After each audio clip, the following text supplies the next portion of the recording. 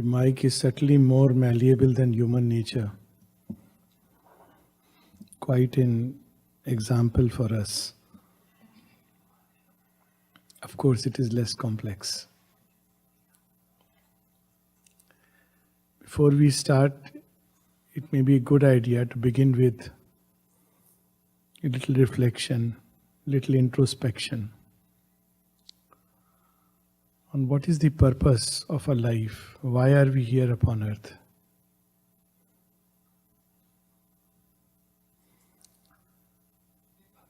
Aurobindo reveals this beautifully in one of his poems, A Vision of Science.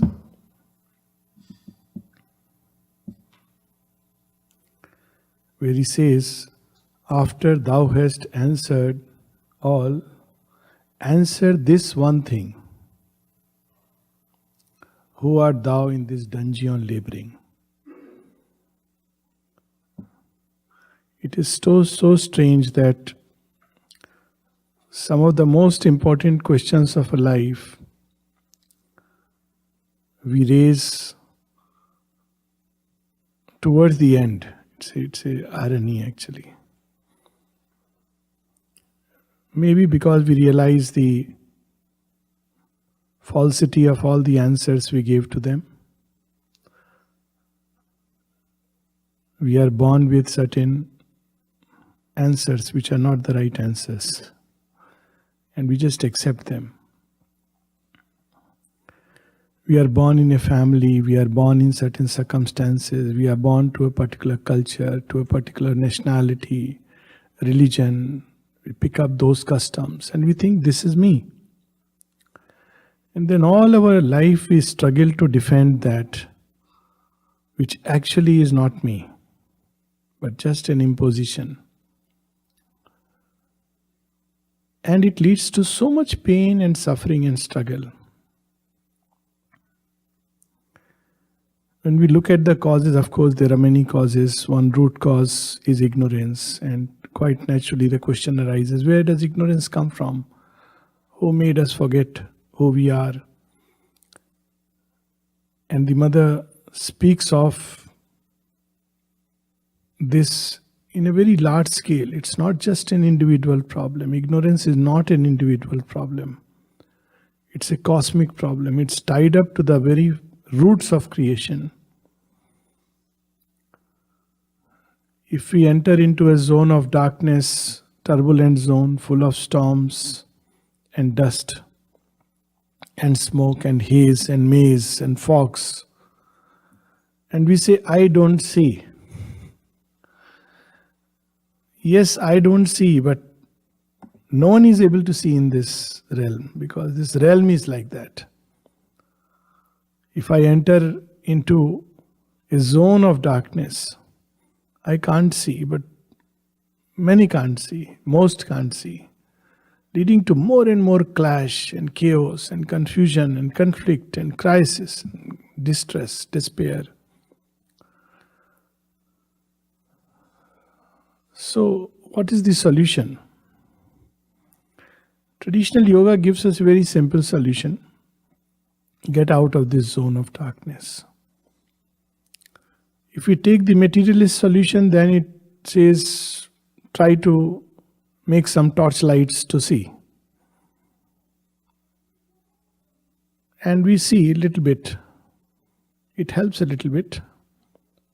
But the darkness remains. We have to keep on supplementing new batteries, new ways. This is one kind of progress man undertakes. He remains ignorant, he remains in darkness, but works upon it. It has its own value and purpose. There is the other solution, that get out of this zone of darkness. Those who have learned to go within discover that right behind this prison hole we call as world, there is a state, there is a zone of illimitable peace, light, power, beauty, love, ananda. Or we may say, if we want to take the other route, beyond this skull, this roof which traps us. There is an ocean of illimitable peace, of light, of energy, of strength, of beauty, of ananda. And so they discover it and they say, let's dwell more and more in that. And it's a wonderful thing to happen. And what about nature? Leave it to its own momentum. Who set the momentum? Our karmas. That's the traditional explanation. So these karmas will carry on nature by its past momentum till it gets exhausted and a time comes when we can just withdraw from this zone completely into that state of light and peace. And we are done with birth and death and care. But Sri Aurobindo tells us, "O soul, it is too early to rejoice. It is only half God's work." There is another side of the story. What hast thou done for thy purpose in the stars? So when we use the word purpose, it has a dual meaning. The first is to discover who I am. And second is, what is my place in the universal manifestation? What am I here to do? I don't even know who I am. I don't have the strength, the capacity, the knowledge. I am just a wave floating on time sea. I don't know what's going to happen next moment. We read from Savitri beautifully. Man, still a child in nature's mighty hands, in the succession of the moment lives. To a changing present is his narrow right.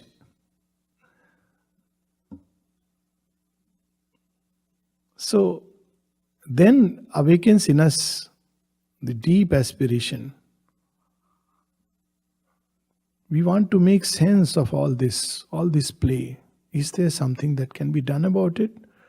Or the only possibility is to escape from this zone which somehow got created, and I don't care how it got created. My task is to escape. But Sri Aurobindo would remind us, escape, however high, redeems not life. Escape brings not the victory and the crown. Escape is not victory. We already were there in that blissful state. There is a purpose why we have entered into this dungeon, and there can be only purpose why children of light would enter into darkness. It is to illuminate. Why portions of supreme consciousness would enter into unconsciousness, to make it more conscious. Why love would leap into the abyss, to heal division, hatred, distrust, to create harmony. Why children of immortality would plunge into the domain of death, to convince death that its ways are otiose, to ask it to change. We don't need death anymore. So this zone which we see here is a mixed zone. On one side it is created by the action of what Mother has spoken of as the four great asuras. We know that story, how it plunged into inconscient, and it was the birthplace of the four great asuras, and we can see their action in our life. Unconsciousness. When we look back 5 years back, 2 years back, sometimes 2 days back, we see how unconscious I was. I didn't know. What am I doing here? These are big questions, even simple things. How unconscious? And it's a measure of our progress. If we don't discover that how unconscious and stupid and foolish I was 5 years back, that means we have not really progressed. If we really believe, oh, I know, then where is the progress? As we progress, we discover how stupid I was. And the sign that we are not progressing is we say, this world is stupid. Everybody is fool. I am the only wise man. So that story of the wise men of Gotham is really a mini satire. They are wise men, but they don't know. So that kind of wisdom has no use. Unconsciousness. Because of this unconsciousness and darkness, we are not able to see our true reality. In darkness, we can't see. Sometimes in total darkness, we can't even feel our body. We know it just by a kind of vague sense. So, darkness, death, which creates division. Nothing is permanent. You try to bring a drop of true love and it'll be washed away, attacked from every side. You try to bring peace and the angels of death will smite it. They are angels because they end up making our task more perfect. They want to make sure that this is the true stuff, not simply a fabrication of peace. So that's why at one place Sri Aurobindo uses the word angels. So though they are, agents, it's their job actually to test and try. Falsehood. It flows in the very stuff of our nature. Everything within us is as if convinced that there is no divine. It's instinctive, even when we say we have faith. If we have a choice between lawyers, policemen, doctors, and the divine, the first call is 911 and not 1. Because that's how it is there. It's habitual. It's gone into the stuff. Oh, divine is always there. I can call him once I'm in the ambulance, quietly, peacefully. Then maybe, let the doctor come first, let the police handle. But seldom, too seldom. So all this scheme has to change if we really have to think about a new world. The mother has used the word new world, not just new man. New world is an entire, it's not just humanity, it's a number of it's elements of creation which are there in new world. It's not enough that I realize the divine within. That has been done for centuries, ages. Let's not mix up two things. The divine is inside. Of course he's inside. Countless mystics throughout the ages in all cultures and climes have realized it. And let's not doubt them. Wonderful things. It doesn't change this world. Doesn't make a jot of difference except to a faithful few whom they may also, pay their money for their tickets to heaven. And if we want that kind of a route, then obviously this is not the yoga. Similarly, we use the word transformation very loosely. People go to a psychiatrist and say, transforming experience. For heaven's sake, this is not transformation. Transformation is not a feel-good factor. I feel very nice inside. I am transformed. It's not. Transformation is much more radical, definitive, something that endures. It's not something evanescent that vaporizes. I am so beautifully transformed when I am sitting in this hall. When I walk out and somebody says, hey, you're not looking good. I say, who is this guy who... I looked into the mirror this morning. Of course I look good. That's not transformation. That's called feel-good factor. At least that's the term I use. So we must, I went there, it was transforming experience. I felt ecstasy and peace. Countless mystics have felt ecstasy and peace inside. There's nothing special about all these kind of experiences. That's what yesterday also. Transformation is real hard work. It's painstaking and precise. Nothing can be neglected. Sri Aurobindo used the word. I don't use this term in the sense that it is ordinarily used. Subsequent to Sri Aurobindo, many people have picked up this word.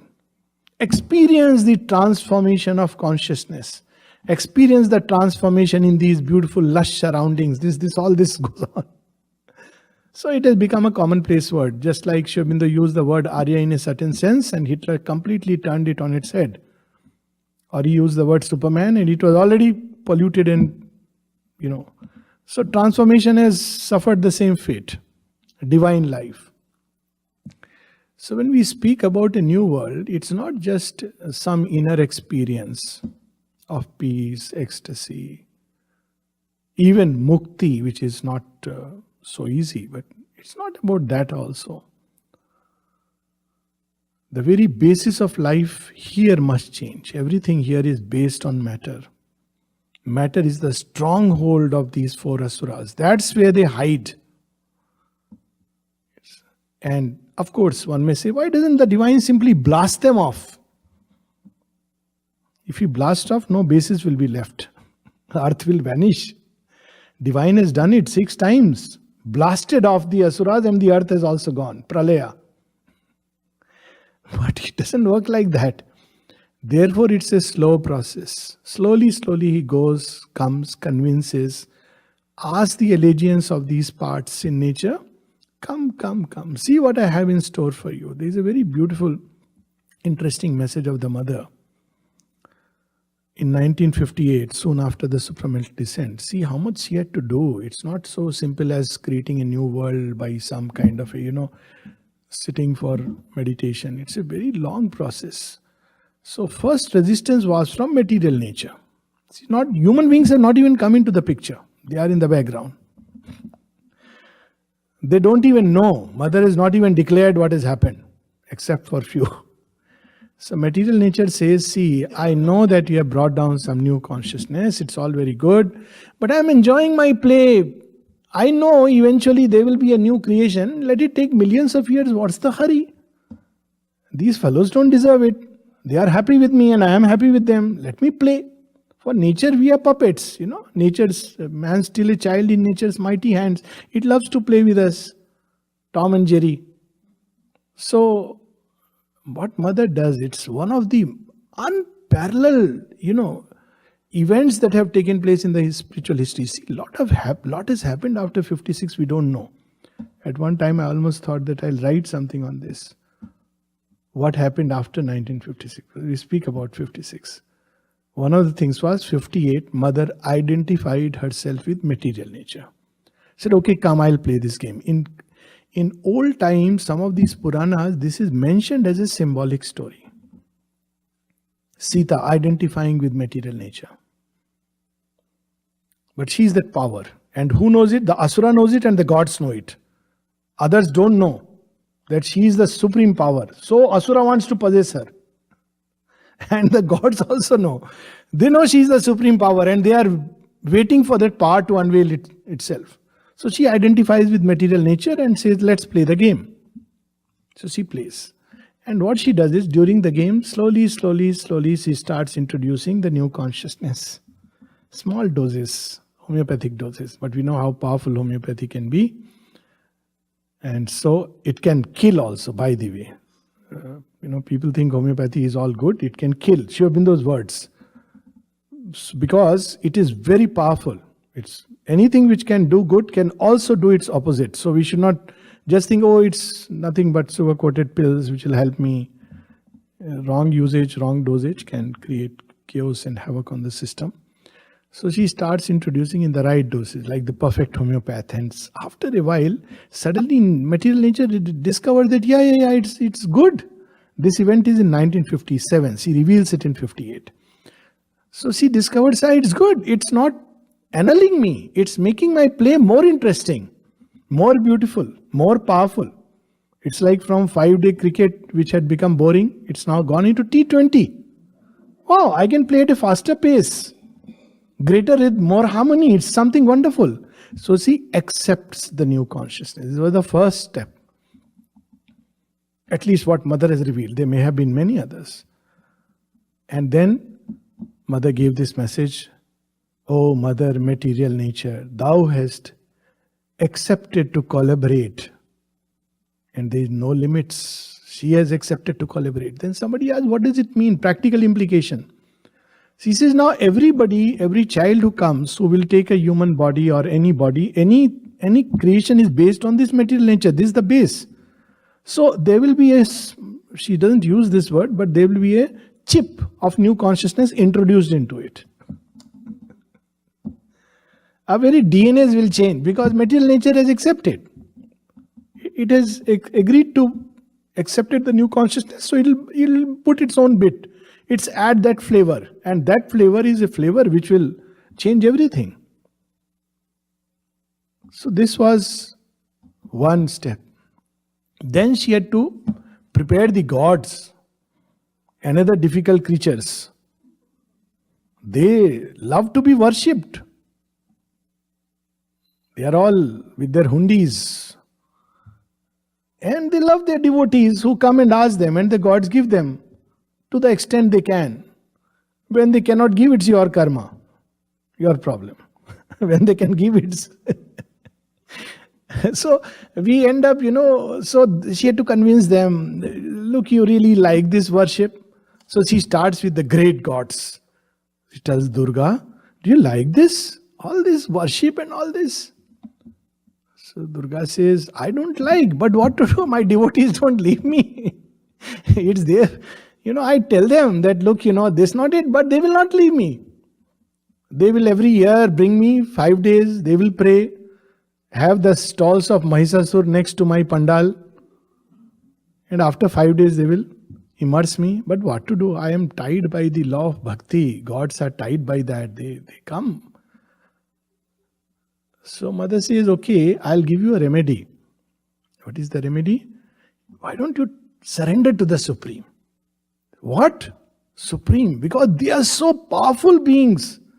This never occurred to them. They are in a certain sense one with the Supreme. So what is surrender to the Supreme? That is a unique privilege given to human beings.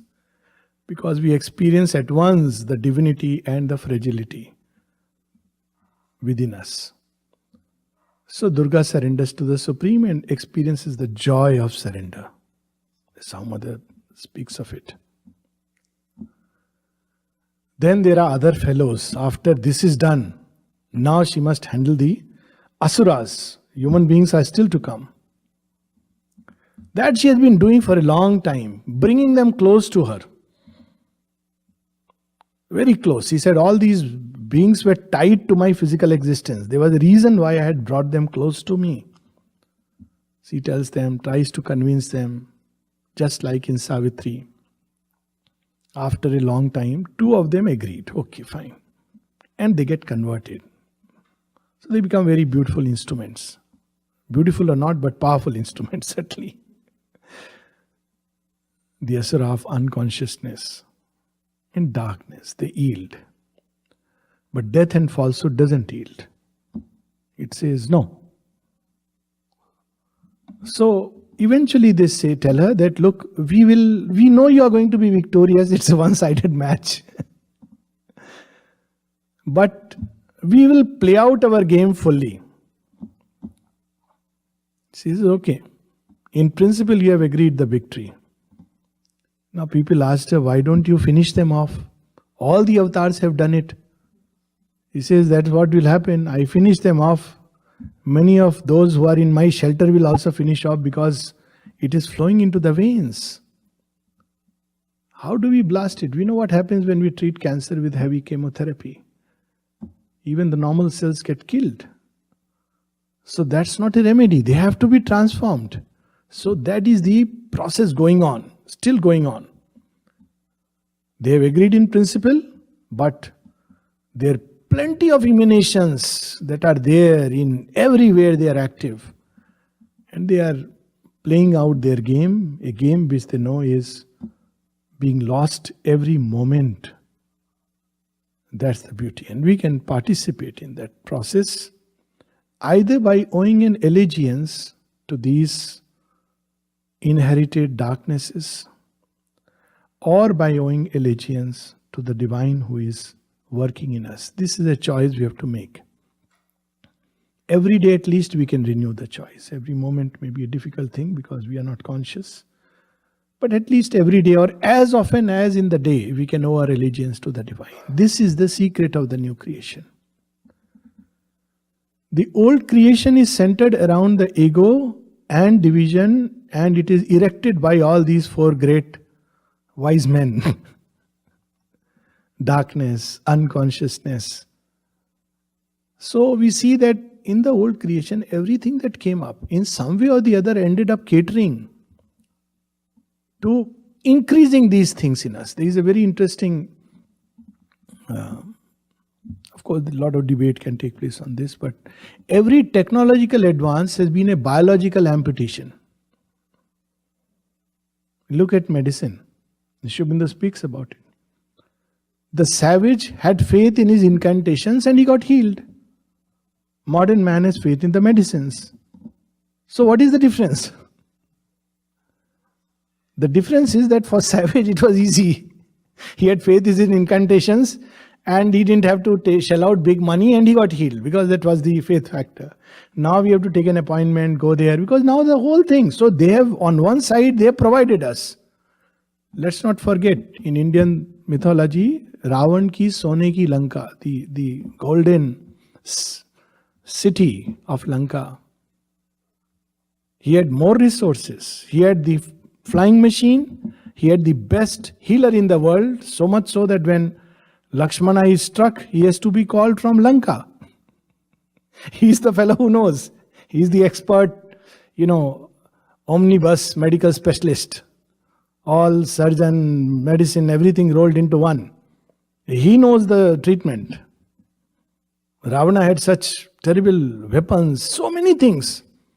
So it creates that. And what happens? We get trapped, we are attracted, we get drawn. Oh my God, this is something too good, wonderful. And so it ends up catering, increasing our unconsciousness. It creates number of things for our luxury and we say, yeah, this is life. At the end of the day, we have the same problem unless God's grace comes and we spend sleepless nights in our most comfortable air-conditioned rooms. Then we have a chance, that is grace. Then we question because something comes and shakes the foundation, but we say, oh, how cruel you are. You're a bad God. But actually it's a grace. So if we look at the old world and its structure,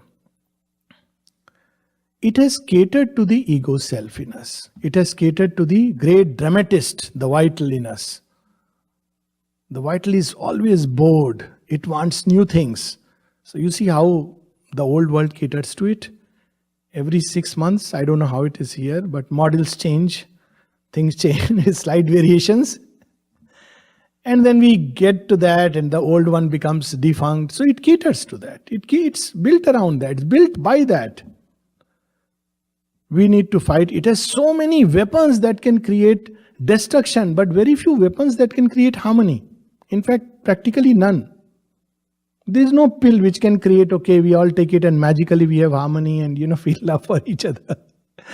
Though even for happiness it has created a pill.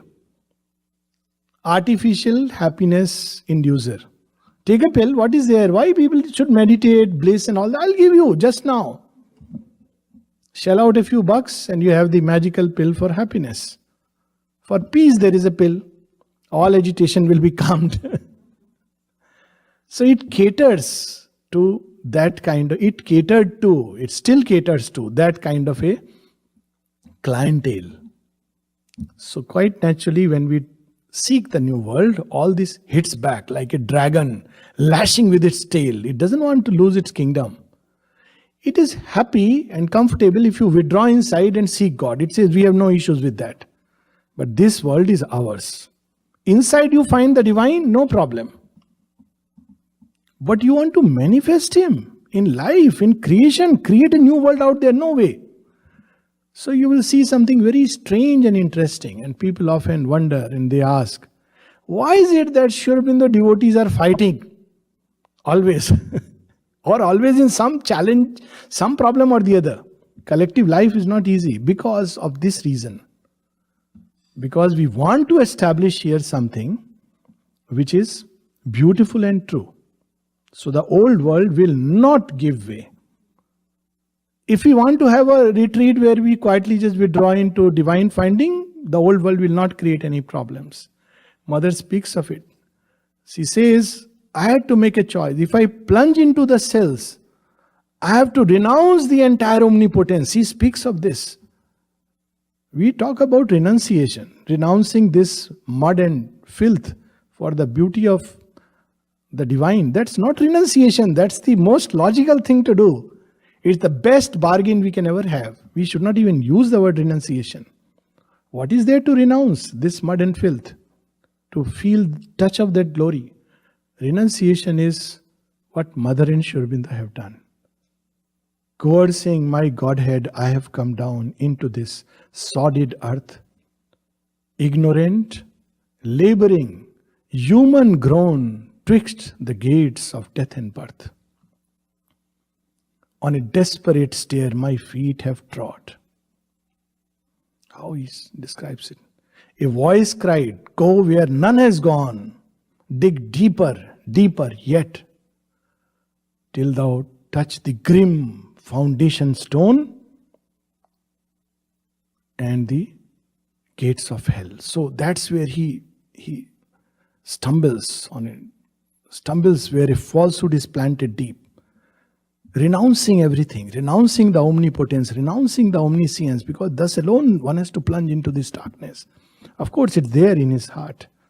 Carrying in my breast God's deathless light, I came her dark and dangerous heart to woe. The same process takes place in the making of a new creation. That's why it takes time, it takes tremendous patience, endurance, an unflinching faith, courage, regardless of appearances.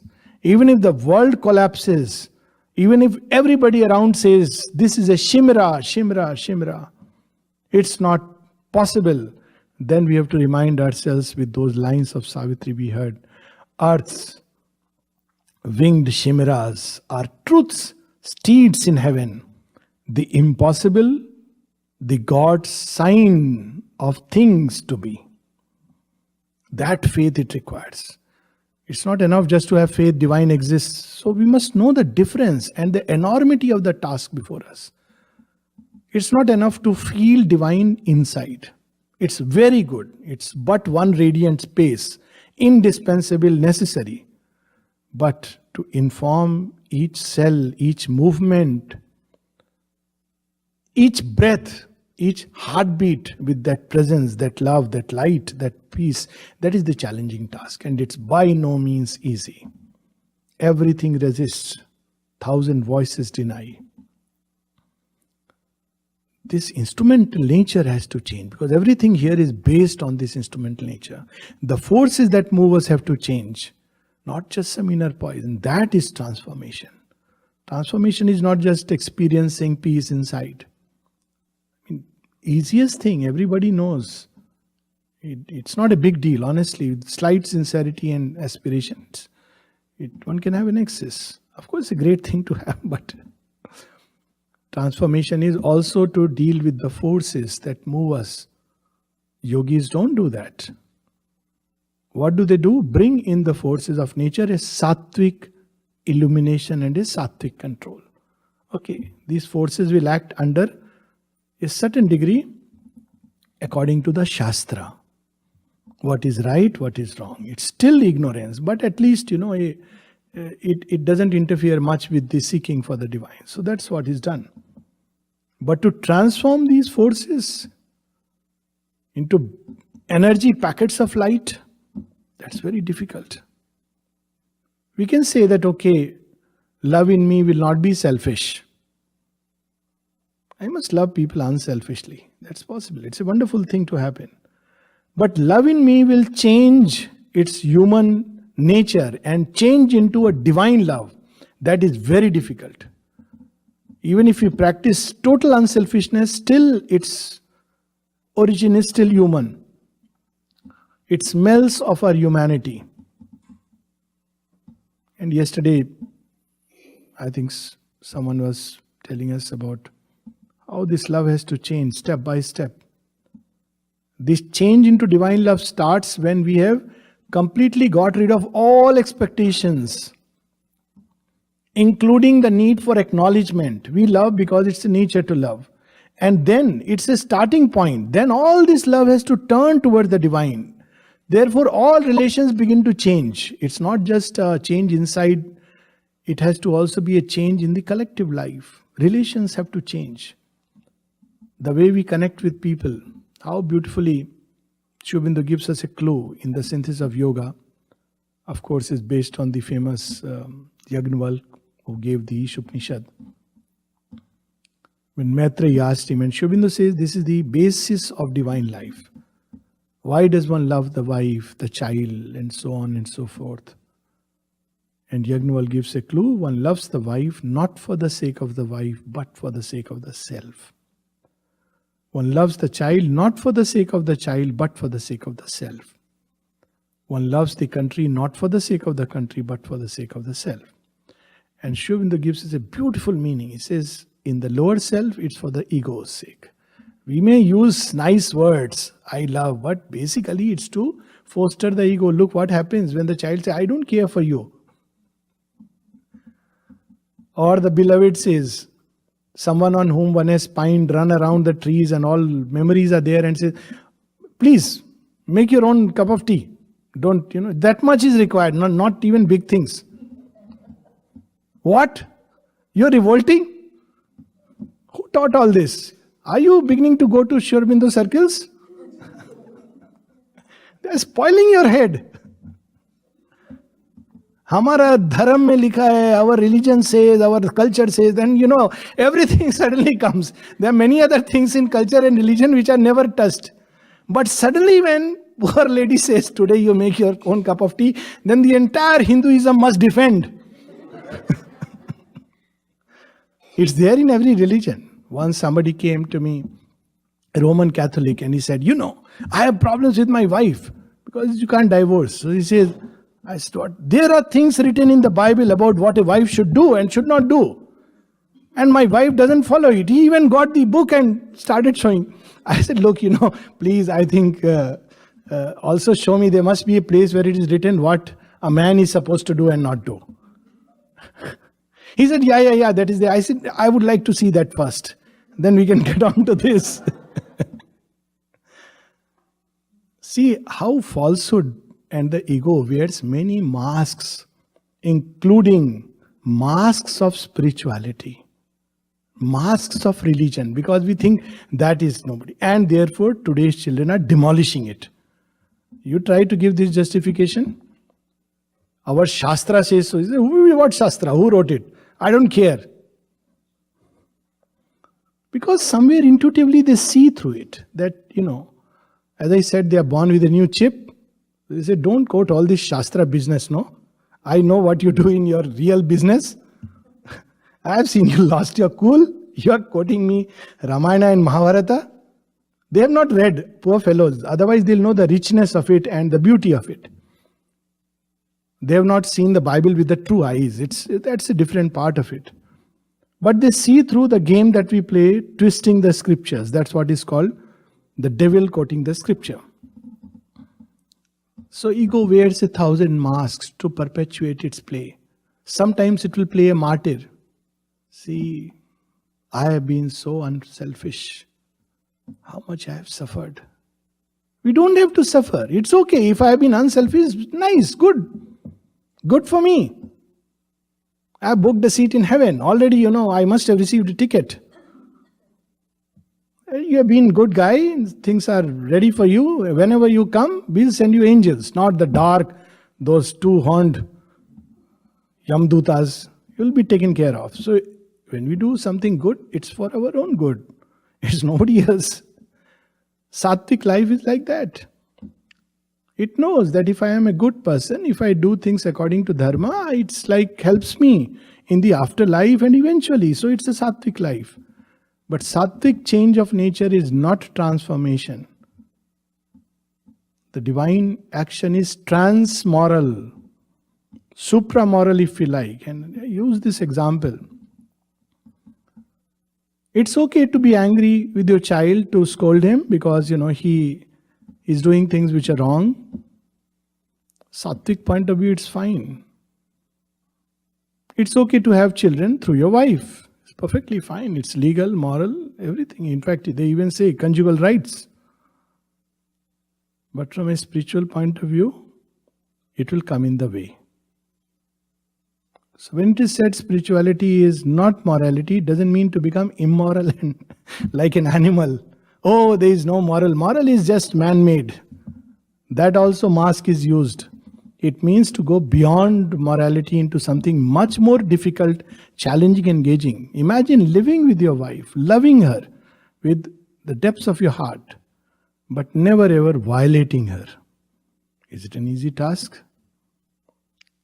Taking care of your child, nourishing, nurturing, everything. And then to set him free. Divine is carrying. He will have his own way. He'll find his way if he's not ready for something greater. So, Yagnaval gives us this wonderful clue. We can love and connect with others for the sake of the ego. We can love and connect with others for the sake of the divine within us and within them. It sets us free. It's a great liberty not to carry the burden of responsibility. This is the last surrender. Mother says, oh, leave it to me.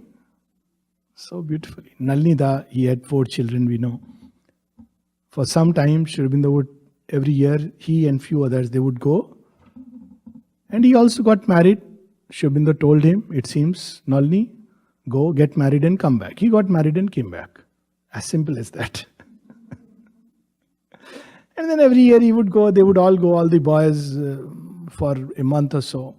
And he had 4 children. Then once Sri Aurobindo told him that, Nalini, now I think you should stay here. So he continued to stay here. It would be regarded as, from a sattvic point of view, something which is not done, you know. When Nalnita was asked by whom? Because people complained to the mother. He doesn't take care of his children. So mother asked him, Nalini, it seems you don't take care of his children. Now see the mother's ways. To see what is the state. We can do the same thing in a state of unconsciousness. Indifference. Not bothered. But Nalnita says something interesting. Mother, why mother? You are there to take care of them. And she doesn't say a word. If that is the state, it's all right. But we can't use this also as a justification. Okay, so I will be indifferent and I will say mother is taking care. So you see how, that's why it's called a Shurasya Dhara, Nishitha Duratya. This way we can err, that way we can err. So the only solution is vigilance and sincerity. There is no other way. Words don't help us. That's why the Gita and Sri Aurobindo bids us to go beyond the word, beyond the scripture, written or spoken.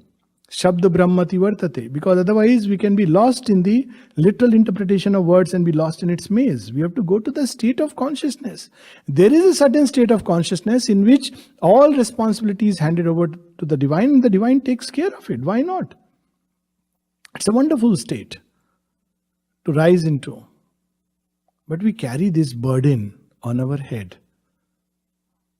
And then we also carry discipline in our pocket. Both. They're complementary. Every time we carry a load of responsibility, we are handed over a pack of discipline. Please keep it in your pocket, you'll need it. But New World starts when we place the divine at the center of everything. Not by abandoning. Oh, I don't want to do anything with child or wife or anybody. They have their place because the divine has brought them in contact with us, some purpose, something we don't know, and we must handle them with utmost, deal with them. All these words are wrong. Handle, deal. Probably love them. Give the love and respect that is due, simply because they are also mother's children. And so also this whole creation is mother's creation. And let us install her wherever we go. There is a very beautiful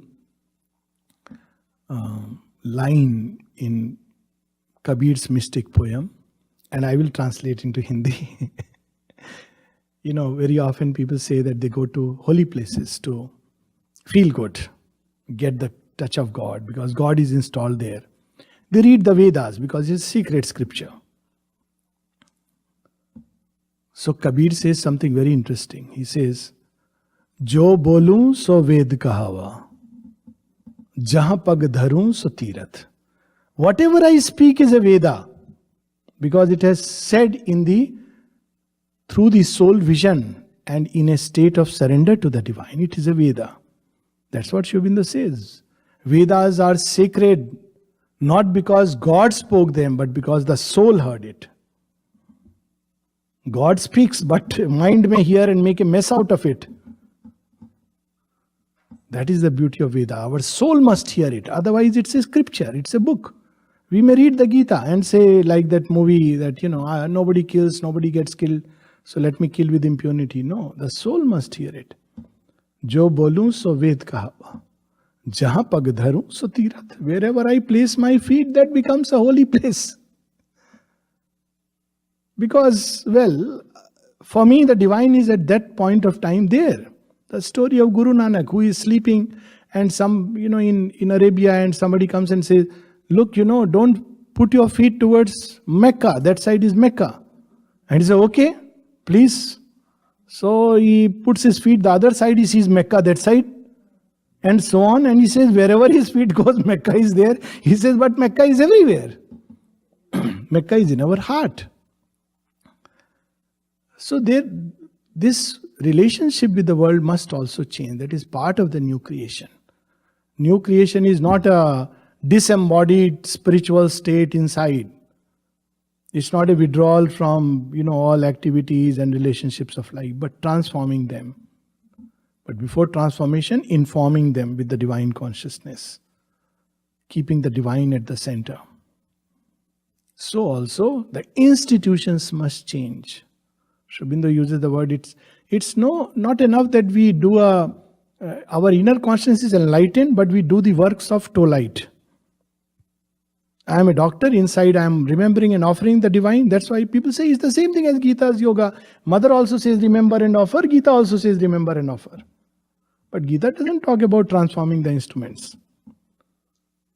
How would divine heal? That faculty must flow in me.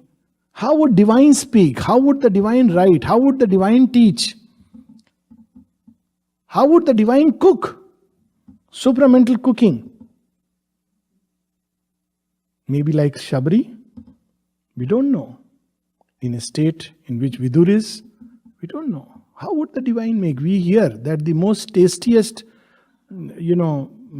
dish, sweet dish, is made in Kailash. No excess, We can't just pay money and get it. It's called kheer, payasam, milk with rice. Why? Because goddess Parvati makes it for Shiva. Very difficult condition. But see how this is what mother taught in the ashram. What was the first kitchen? It was basically mother and few people started cooking for Aurobindo. First it was the mother, then some other sadhikas came. Lalita and few others joined. Puraniji's wife, and they started cooking for Aurobindo. It became mother's kitchen. Later on sadhaks came, so it expanded from there. So much so that today in dining room also it's prasad. It's mother's force is in it. So cooking can become a divine activity, and cooking can become a totally egoistic activity where, after cooking we expect, why didn't you appreciate me? And I think 10 minutes more. So this is how we have to look at new creation, where the institutions, the activities must change, and they cannot unless the whole instrument changes. So much so that mother would tell us, and there are actual instances, Chandradeep ji, I know for one, when letters would come, he would not read the addresses, he would just pick them up and know where they have to go. Mother says you have to develop so much consciousness that you pick up just the right amount. If let's say you're doing a job of cooking, so this intuitive thing comes in many people. You pick it up and just the right amount, the right material, and you put it. Because everything has to change into a more intuitively informed consciousness. So this is the process. Institutions, our schools. That's why old institutions are breaking down. The schools have become hubs for all kinds of things except education. People are very worried about it. Because we have to have new institutions, much more flexible, plastic, wide, God knows what, they have to evolve. And it's a big challenge. Hospitals have to change. Right now they are, death agents are all around, along with insurance people. So they are all around, every corner they are waiting and peeping, oh, this fellow is going to die. So they give this suggestion inside. Better quit, one bed empty, we'll have another patient who can pay more money. So it goes on. Because the whole institution is like that. Healing space. We should have new institutions with new healing spaces. Science has to change. We have to discover ways and means by which we can build harmony, peace, bring light. Instead of energy by division, energy by coming together. Fusion, not fission. All this will evolve over a period of time. Art must change. Not starkly realism, which we saw few decades back, but the true realism, worship of the beautiful and the wonderful. Everything must change. And we have hints and glimpses in the ancient scriptures, at least in India. Everywhere we have it in its own way, where marriages were around the central fire. So Mother gave this message. At first, of course, he said that marriage is not necessary. If two people love each other, they can be together. Now it was too much. People would always wonder what love is, and So she said, wait. Before she let this message go, she gave this another message. And that is the origin of that famous message for marriage. When people want to get married, now it is given to everyone. But how to unite ourselves around the central fire of aspiration. It's not just, okay, I'll find happiness in you, you find happiness in me. If that ever happens, then possibility of divine life is shut out, because we shut the whole universe out. Forget the divine. When two people are very happy with themselves, then God says, okay, for this life it's done. Nothing more can be done in this fellow. He has found happiness. They found happiness in each other. But time to time he reminds us, no, you cannot, because they are shut into each other. It won't work. That's why it's always touched with that seed of, see how even all these agents of darkness do their job. Because eventually they push us out of a comfort zone. So everything, all these institutions have to be. Economics. The purpose of economics is not to make a huge production machinery where just money keeps coming and growing. More important than growing money is to circulate it, to use it for creating something good on the earth. What happens if one dies with billions of dollars in the bank or wherever? More often than not, it spoils the children or the grandchildren. It's a well-known thing. But if we put that money to creating something beautiful, like an institution, I can't help but remember Auro University immediately. Or for that matter, such conference. It's a right use. Something to create a beautiful environment. I'm sure plenty of people have lots of money. But it's just for one's own use. And beyond a point, what do you do with it? So money is not meant for making monies. Mother said that. It's not meant for perpetuating greed. It's not for that. She gave this problem of poverty. In fact, she said as human beings will rise in consciousness, the problem will be solved. It is adjusting the production to the needs and the needs to the production. That's as simple as that. So if I have less, I adjust my needs, not develop greed and snatch like some violent ideologies. So this is the whole new world where everything, administration, law will not be to simply, punish a criminal. That's an old world law. But law will be to reform, to treat him as a soul trapped in ignorance. Classical example is the birth of Ramayana. Ratnakar was a dacoit, murderer. There are hints in Buddhist scripture, Angulimal, in biblical scriptures, Saul of Tarsus, Saint Augustine, and how, this Ratnakar is everybody, and then he catches hold of Narad or Angiras, there are different stories, doesn't matter, Sanat Kumar, that person is not important. But he asks him, you are doing all this, will your family share the ill that you are doing? He says, of course, They are enjoying my bounty, so they will share my bad karmas. He says, please check it out. So they say, why should we? It's your job to provide us. And that begins to bring a change in him. And he says, all my life I have fooled myself. I thought I am doing for my family. But look, today my family itself has disowned me. What do I do? He says, remember God. What is his name? He says, you call Ram. So he says, I can't say Ram, I can only say Mara. It's the same Mara, but do it with a consciousness that you are calling God. It's a very beautiful story. The state of consciousness is so important. So he says, Maram, Ram, Ram, Ram. So he ends up saying Ram, Ram. And it is a very beautifully captured small little sloka. Ulta naam japa jag jana, Valmiki bhai brahma samana. The world saw him taking the name of God wrongly. And they were saying, this fellow, he doesn't even know how to take the name. It's not Mara, Mara, Mara. They would correct him and say, it's Ram, Ram, Ram. He said, I can't help it. I can only say Mara, Mara, Mara. Ulta naam japa jag jana. The world knew him as somebody who was taking the name of God wrongly. But what was the result? Valmiki bhai brahma samana. Valmiki turned into a seer of Brahman. It's not the technique. It's the state, the sincerity, the genuineness of our aspiration that counts. The divine does not give measure in the front, in the measure of fruits, in the measure of whether we were sitting bolt straight or not, whether we were concentrating accurately here or there. Little shift, and he says, no, you are disqualified. He says, what's in your heart? Do you want power like Ravana? And he says, okay, keep doing for 1,000 years. Or if he says, yes, there is love, then like Prahlad, he manifests himself. So this is how everything has to undergo a change. The instrumental nature, the motives, forces that move us and move this world, our relationships with people. Politics has to undergo a change. Internationally, we have to become sincere. We are not sincere. We say one thing and do other things at the political level. And Mother spoke about it.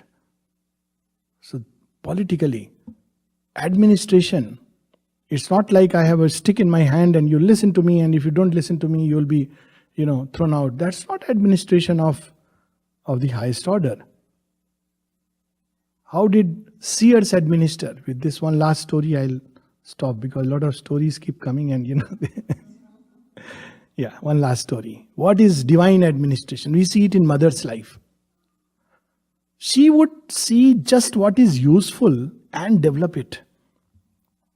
Even if all that you knew was how to put a stamp on the envelope nicely, she said, this is enough to admit him into my ministry. It's enough. She said that I see only that in you which is beautiful and I encourage it. If I see the dark part, none of you will be able to stand my child. Nobody. This was the divine way that, she encouraged whatever is beautiful, good. And every one of us has something which is beautiful and good in us. So the story is about how Rama, after winning, everybody came with him, including Vibhishna. Now all the monkeys are suspect. He is after all an asura. He loves non-veg. And Ayodhya, there is no non-veg. No beef, no meat. But, so they tell him, please, why are you calling him? He says, don't worry, I know my job. After some time, Vibhishna wants to eat non-veg. So he goes, no restaurants. So he goes into the forest, picks up a rabbit and eats it. Monkeys are keeping a watch over him. And they run back and say, see, we told you, you don't know. You may be divine. You don't know the ways of the world. Look at this fellow. So Rama says, okay, don't worry. Is all of you monkeys are safe? Yes, we are safe. But tomorrow he is going to kill us. Okay, don't worry. Next time, after a few months, again he goes and eats another rabbit. But he says, it's not tasty. What's gone wrong? Again, the back and forth reporting. And the third time when he eats it, he vomits. He says, oh my God, what have I taken? So this is called administering with love and compassion. And that force that can change our nature.